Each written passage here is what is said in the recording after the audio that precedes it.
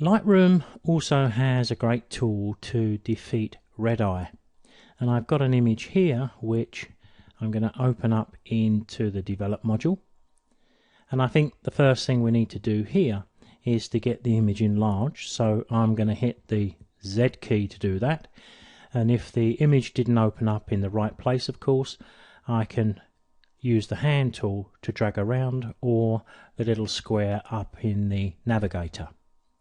The option we want is this one here, so let's select it.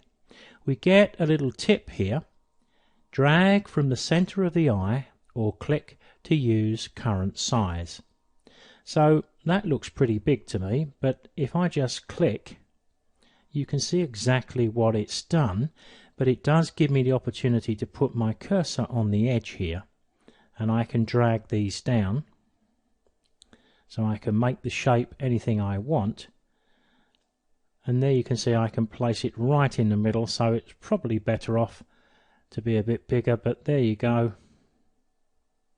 Not too difficult to defeat red eye, and I would need to do the same over this side, and that one's going to follow the suit of that one, and it's virtually eradicated. But if you look over on the right hand side, we can fine-tune the size here if we need to. So once we've got it done, we can increase the size, and we can add a lightening or darkening to the pupil. But I think it's a bit of a mistake to go too dark, because things start to look a little bit unnatural.